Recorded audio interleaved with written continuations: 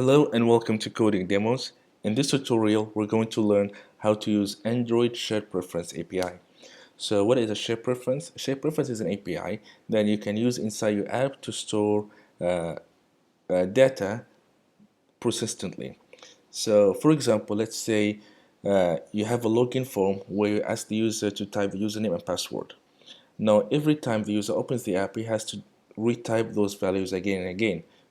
Well, you can use shared preference to store the username and password inside the shared preference so that, for example, when the user exits the app and opens the app again, the values are still there populated inside those edit text.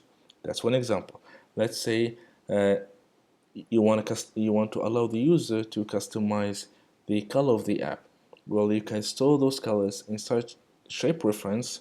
You can store the selected color inside shared preference so that next time the user opens the app, the colors are still he will see the screen are colored based on the previously selected color. So let me open up the emulator and show you the app that we will build in this tutorial.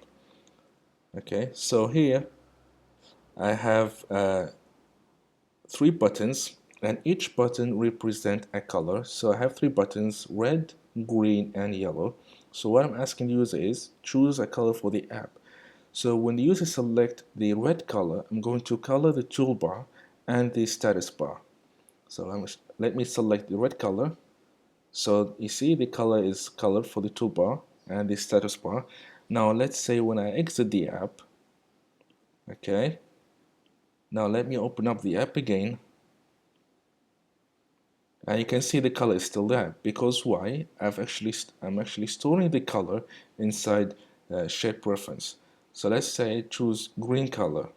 There's a green color. I'll exit the app again and then open up.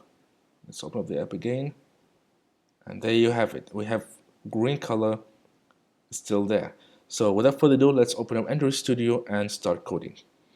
So here I have Android Studio, and I'm going to give it the project a name, Shared Preference example. Then click on next, and then I'm going to leave everything as it is. I'll just click on next, and click on finish. Okay, build is complete. Let's go to activity underscore main. Okay, we're going to remove the hello world, and we're going to drag a text view. Okay, first thing is let's change the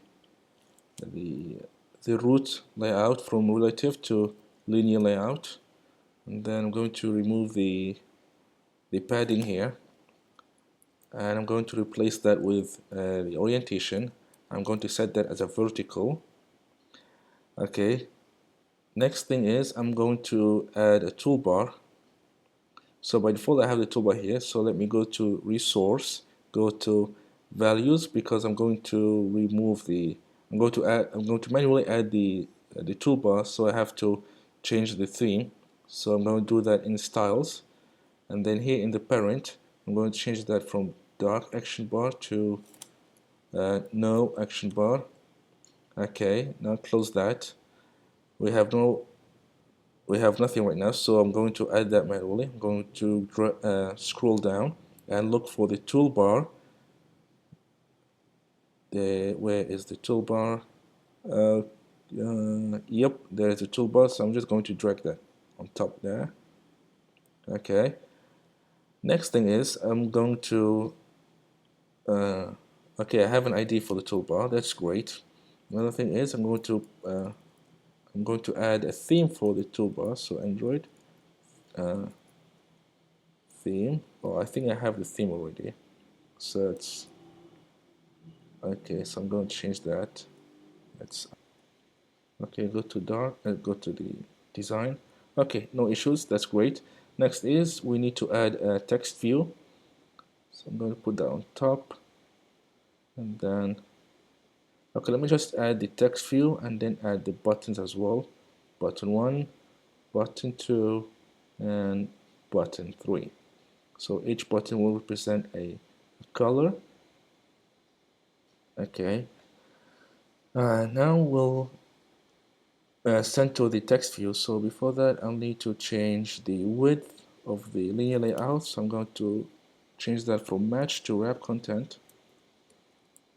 Okay, this one as well, wrap content. And then I'm going to set the position, layer gravity center. Oops. Okay, it should be match parent because I forgot it's going to affect the toolbar as well. So in that case, I'm just going to change that for the view itself. Okay, so I have the text in the center. I'm going to give a space between each other, so it's Android margin top. I'm going to give it 25 dp, and then I'm going to change the text size, the Android text size. I'm going to give it 20 sp, and I'm going to give it a style, Android text style. I'll give it italic. Let's go back to design. Okay, now I'll change the text to choose a color for your app. As I made it, choose a color for the app. Okay, choose a color for the app. Then let me extract the string resource for this. Extract, click OK.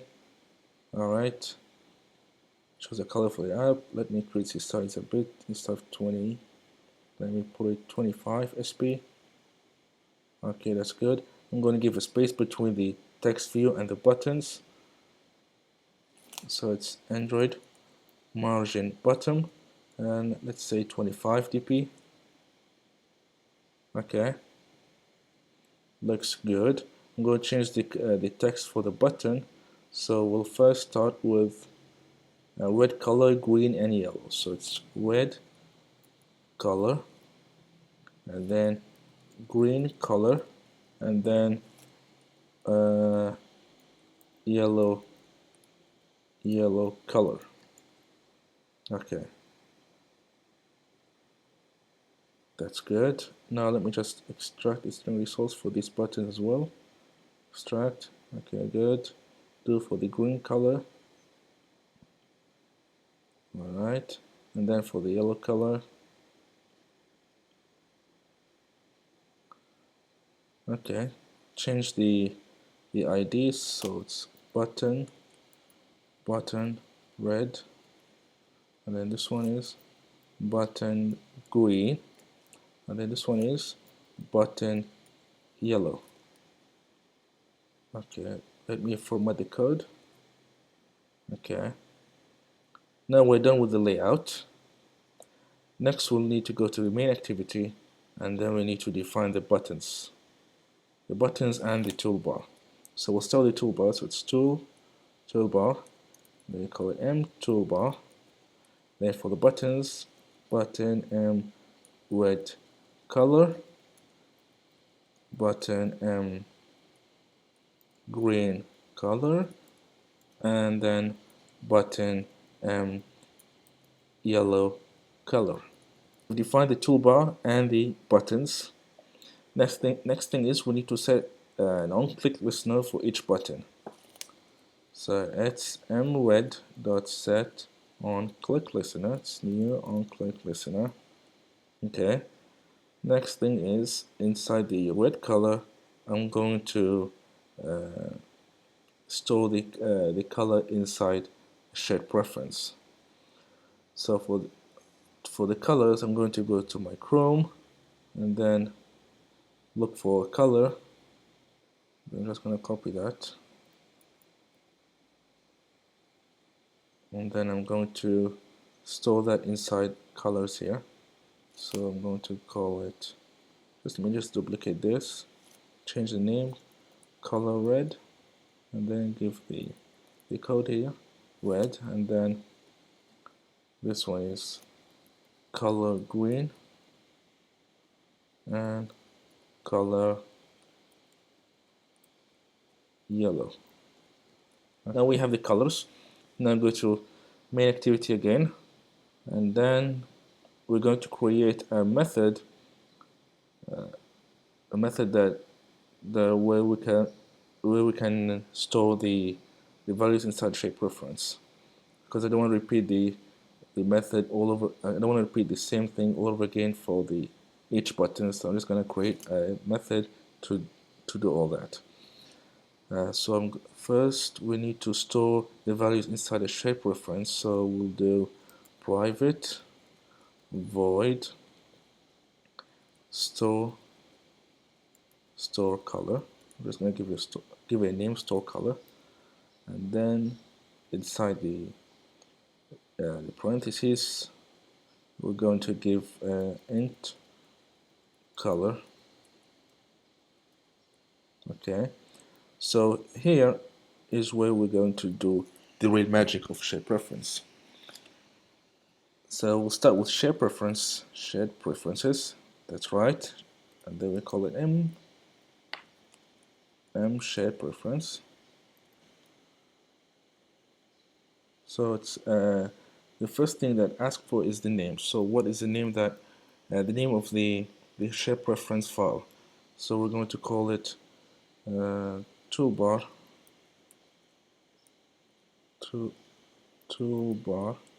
color, and then for the mode choose the private. So we're just gonna do it by ourselves. So we're just gonna give it private mode. So private, what's the meaning of private is that only this application can have access to the shared preference file. Outside applications don't have access to that. So we'll give it a name of toolbar color. That's the name of the shared preference file, and the type of mode is private. Next is to be able to start edit this shared preference file. We need to do SharedPreference.Editor. We're just going to call it mEditor equals to mSharedPreference.Edit. So when we do this, then now we can start editing the shared preference file. So inside the shared preference file is where we need to store the color. So we do mEditor.put. You see it accepts integer, string, boolean, float, long, and string set. So for our case, we're going to store colors. So the color is in int. So we're going to do put int, and then the first value, which is the string, and that is the key that represent the value inside the shared preference. So we need this key is kind of unique. And this key, and we can actually use this key so that we can reference that later when we want to load the value from shared preference. So for the key, we're just going to give it a color, and then for the actual color, we're just going to pass the color here. Okay, and then now we're done with storing the color. We'll just the last and most important thing is you need to save that. If you don't save it, then as you may know, the changes will not be applied to the toolbar and to the status bar. So you really have to save the changes. So we do mEditor.apply. That basically save the color inside the shared preference. So this method is to store the color, and then I'm going to create another method to get the color. So it's again private, but this time it's int because we're trying to return a color. So int get color. Okay, so I'm just going to copy this, copy it here. So shared preference, yes, I'm looking for the toolbar color file. Okay, calling the editor, and then now I'm trying to access that. Okay, I think I don't need the editor for now because the editor is to save the file. But now I'm not trying to save it. I'm trying to retrieve that. So it's mSharedPreference.get. So here I'm trying to get int because the return type value is an integer. So the first thing that that it's asking for is the key value, which in our case it's color. Okay, and then the default value. So the default value, let's say for example, if the shape preference is empty, right? So instead of your app gets crashed, like no point, like, might be no point exception or like the force close, right? So to avoid the app crashing, you can actually pass in a default value. So in our case, if let's say the shape preference has no color, then we're just going to use the default primary color primary. So in our case, we have get resource. Let me access that color. So it's get resource dot get color. That's r dot color primary. Okay, that's the default color in case the shape preference doesn't have any colors. So we're going to use this color, and then later we have to return. Let's here create a value. Let's call it integer selected color, and then we're going to return that. So it's return selected color. Okay, so now we store the color inside shape preference, and here we're going to get the color from shape preference. So how do we call that? It's really simple. We're going to call them here. So at first, when the user clicks on a button, we're going to call this method. Okay, so now let's work with the red color button. So here, when the user clicks on a button, we're going to change the toolbar color. So we do toolbar toolbar dot set background color, and then we do get resource dot get color. It's r dot color dot, since it's a red color button, so we're going to select color red. Okay, next is we need to set the color for the status bar. So we do get window dot set status bar color. That's the one. And then we're just gonna, let me just copy this because it's the same color. So copy this, paste it right here. Now as you can see, I have an arrow saying that the call requires API 21, but you know, in our project we're setting the minimum SDK to 16. So we can surround that with an if condition. So just click on the red bulb here, and then surround it with an if condition. This is basically to compare the current SDK version. So I'm saying right here, what's saying right here is if the build version is greater than or equal to lollipop, then please color the status bar with this color. Okay, otherwise the color will not be applied. So the color will only apply to the toolbar. If it's greater than or equal to lollipop, then it will color the status bar as well. Okay. Now we have that here. Next is we need to store the color. So we do store color, and then we're just going to pass in the get resource dot get color, which is the color red. So we're calling the method here inside the red color button, and then we'll do the same thing for the green and the yellow button. So let me do that, and I'll show you guys later. Okay, so I've applied the same steps for the other buttons. Okay, right, so now on top here, let me, before the user clicks on any button, I'm going to check for inside the shape preference whether I have any color stored inside the shape preference. So if there is colors, then I'm going to color the toolbar and the status bar. So, but before that, I'm going to do an if check, if condition. So I'm checking if get color is not equal to, let's say, this the primary color primary, which is right here. So let me just copy this and I'll paste it right here.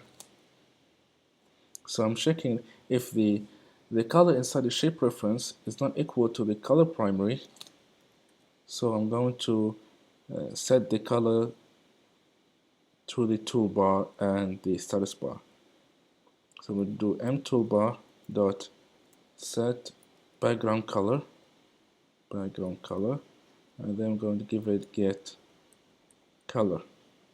And I'm going to do the same thing for the status bar. So I'm just going to copy the if condition here that checks for the build version, the SDK. So I'm just going to say get window dot set status bar color, and I'm just going to replace that with the get color. Okay, so what we did right here is we defined the toolbar and the buttons.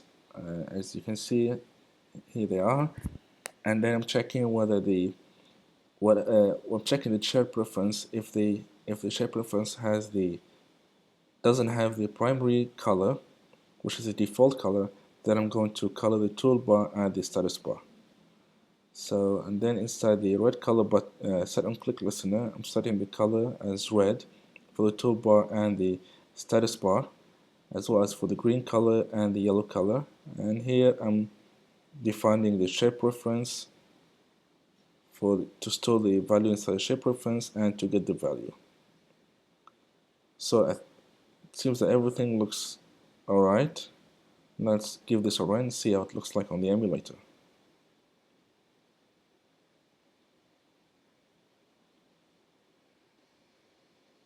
Okay, so the app is running here. Oops, I forgot to set the title for the app. So let's go to the toolbar here. Going to do mToolbar dot set title, and then get resource dot get string, because the title of the app is stored inside the string file, strings.xml. So it's r.string app name. Alright, let's run the app again. Alright, so we have the app, and we have the title showing up perfectly. That's good. So now I'm going to select color. So let's say select red color. Now let me just exit the app.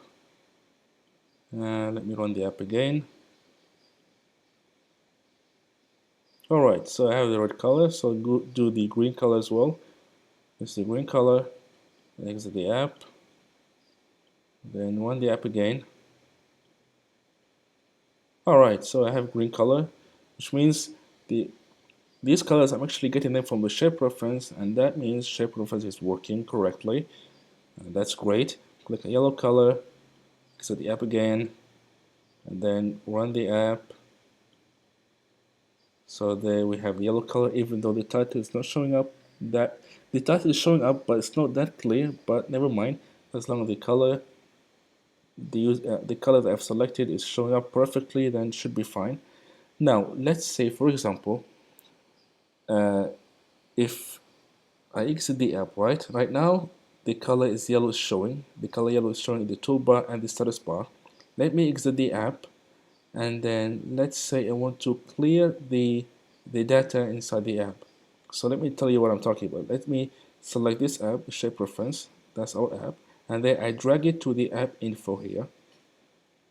So you can see here we have a clear data button. So if I click on the clear data, then the color that I've selected just now and that's stored inside the shape preference will be deleted. Which means the shape preference, whatever data inside the shape preference will be deleted when I click on the clear data button. So let me clear on that. So previously it was a yellow color, right? So I click on the clear data button. Yes, I'm going to clear the data. Click OK. Okay. So go back to the app. Click on the shape preference. I see, because the shape preference, right now the shape preference is empty, it doesn't have any default value. That's why it's selecting the color primary, which I've set it inside the get color here. Shape preference to get color, get int color, and if there is no color, then I'm just going to use the default color, which is the primary key. And that's what it's actually doing right now, because shape preference is empty, so it's setting the default color, which is the color primary. And as you can see here, it's setting up inside the toolbar and the statusbar. So that's basically it for this tutorial. If you guys really enjoyed this tutorial, please give it a thumbs up. And if you want to see more of these awesome tutorials, please hit the subscribe button. Thanks again for watching, and happy coding.